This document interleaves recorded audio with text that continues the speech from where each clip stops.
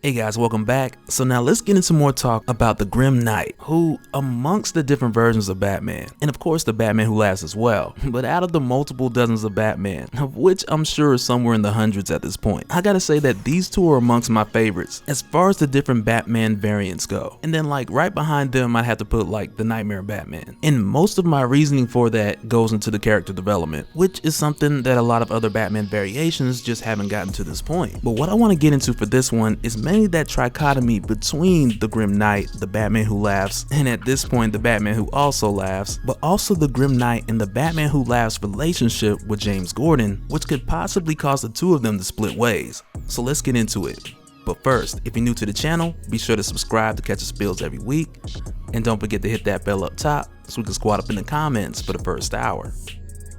Alright, so starting this off and really doing so by thumbing through some of the events that have been happening simultaneously throughout the course of the Batman Who Laughs, who is not only giving Earth Zero Batman hell on Earth, but from what we've seen throughout the course of Justice League, he has a number of plans in motion simultaneously, which is like the perfect cover for his tracks. And this is really the reason why Earth Zero Batman gave into the serum, so that he could see everything the way that the Batman Who Laughs sees, because without that perspective, it's harder to draw a conclusion to what the Batman Who Laughs next step is, because at this point the Batman Who Laughs, he just knows more than Earth Zero Batman. He's seen more, he's explored more, he's learned more, and regardless of him also being Bruce Wayne from a different world, if you take one and give him more knowledge, then the one with more knowledge hands down is the more deadly opponent, which has really got Batman taking a lot of L's lately. But as far as where all this fits in with the Grim Knight, who we had seen take Commissioner Gordon, and Batman kind of let him had to, because had he continued to go back and forth with him, a lot of innocent people in Gotham would have died. But when the Grim Knight had left from there with Commissioner Gordon, it was really from that point that we started to see like your early signs of discord between the Grim Knight and the Batman Who Laughs. And it's also where we get our first real interaction between the two of them, because prior to the Grim Knight taking Commissioner Gordon to the Gotham waterways, the Batman Who Laughs has done most of the talking. And sure, the Grim Knight shared a few words upon apprehending James Gordon, but that's about it. Like in the broad scope,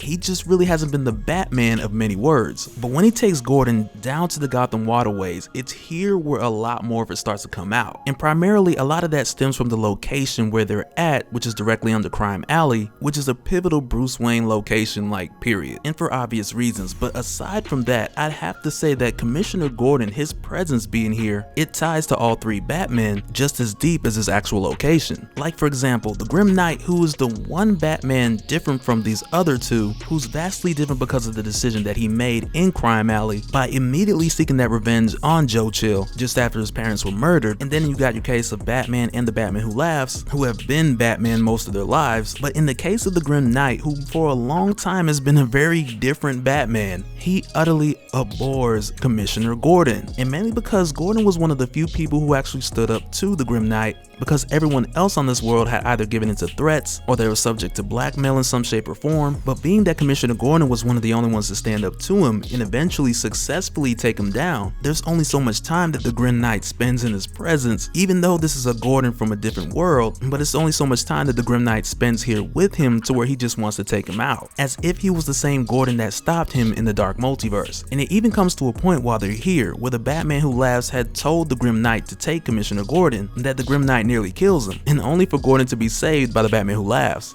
Go figure. But it's during this time here where we begin to see that rift between the Batman Who Laughs and the Grim Knight, because while they're here, just before the Batman Who Laughs goes off to snatch another Bruce Wayne and set up Batman who's trying to figure out their location, he assures the two of them, both Gordon and the Grim Knight, that this isn't about revenge. Not for the Batman Who Laughs, because where he's from on Earth -22, him and Commissioner Gordon were great friends, much like we've seen before between the two of them on Earth Zero. But the Batman Who Laughs even goes further to tell them that if it wasn't for Commissioner Gordon, there wouldn't be a Batman Who Laughs, because after the Joker had killed so many of the villains, amongst many other murders throughout Gotham, the Commissioner Gordon of that world, Earth -22, still wanted to bring him in by the books. But when this Joker killed Commissioner Gordon, the Batman Who Laughs, he admits that that's the thing that pushed him over the edge. The death of Commissioner Gordon, like the guy who wanted to bring in the Joker by the books, is now dead, and knowing that pushed that Batman into a belief of, okay, well maybe this is the only way. And when the Grim Knight brings Gordon here to the Gotham waterways, the Batman Who Laughs is like, okay, let me properly introduce myself because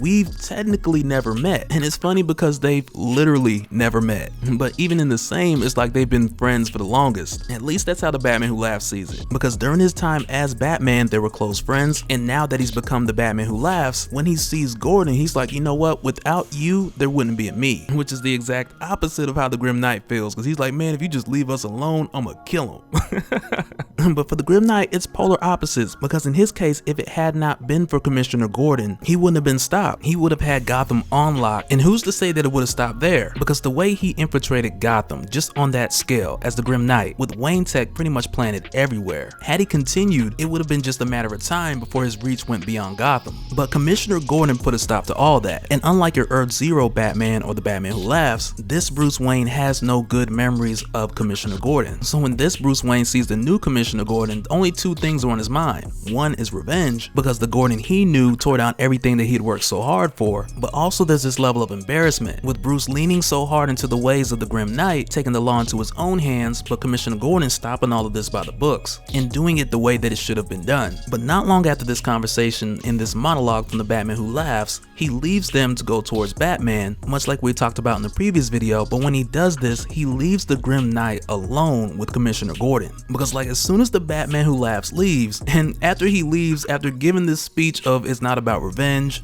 to where the Grim Knight must not have heard any of that. But when the Batman Who Laughs leaves Commissioner Gordon here alone with the Grim Knight tells him to stand up, he cuts him loose, and he lets Jim know that he's going to do him the same way that Jim Gordon did the Grim Knight back on his world, relentlessly going after him, literally stopping at nothing to hunt him down. And he lets him know, like, as far as everything that the Batman Who Laughs said, I'm not him. Like, the Grim Knight could care less about what Jim Gordon means to the Batman Who Laughs. But he cuts Gordon free and tells him to run in order to hunt him down. But he also tells Commissioner Gordon that the same means which the Batman Who's Laughed has used to pull people from other worlds to here, it's pretty limited. And like we talked about in the last video, that has a lot to do with the amount of Nth Men on whatever location. But the Grim Knight lets him know that he used those same means to bring a few other guests to help him hunt Gordon down. And who better than the Nightmare Robins? And it's crazy that he's brought them back, especially in this way, because they have been MIA since Metal. But the messed up part is that it doesn't take them long to catch up with Gordon, and they start biting him to pieces. I'm talking about shoulders, fingers, everything. Like, I'm not sure what's going to be left to hunt when they're done. But also around this time, while Batman's dealing with the Batman Who Laughs, James Gordon Jr. has made his way over to the section of the waterways, which almost looks like the exact same spot where Batman and the Joker had made their pact, to where if it is, this could prove to be quite poetic. But for one, James Gordon Jr. makes his way here because, like he had told Batman, now that he's experiencing empathy, he doesn't know how much of a help he can be to him. So for this reason, he's just walking the underground waterways one by one until he eventually finds the location of the Batman Who Laughs, or in this case, the Grim Knight and his father, Commissioner Gordon. But while he's searching the underground waterways, which began with 3 possibilities, to where he's likely approaching his third, with us seeing him cross a familiar space that Batman has already searched through. And that right there would have been helpful for him to know had Batman just told him, but due to the circumstances, and Batman at the time fighting that urge to go into full murder mode, those words were just never exchanged, so James Gordon Jr. just didn't know. But at this point, with him narrowing down where this location is in these underground waterways, we get this brief moment that just echoes the reoccurring theme of seeing things through your children's eyes. Because it's here that James Gordon Jr. just pauses and looks at this container in his hand, which likely is medication. But it's here that you can tell that what he had just told Batman moments before about how he currently misses that psychopathic state of mind, to where for him back then everything made more sense. But it's like now you add empathy to everything, James Gordon Jr. just finds that confusing.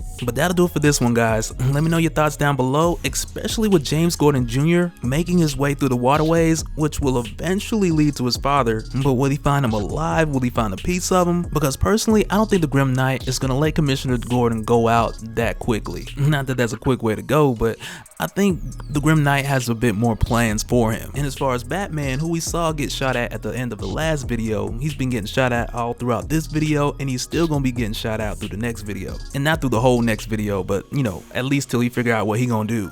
Because it is not looking good. But like I said, that'll do it for this one, guys. I just wanted to shine some light on a few more things, and one of the craziest being the Grim Knight getting his revenge on Commissioner Gordon. Let's just hope that there's a little Commissioner left when this is all said and done. But let me know your thoughts down below, and we'll do it again in the next one. Alright, later.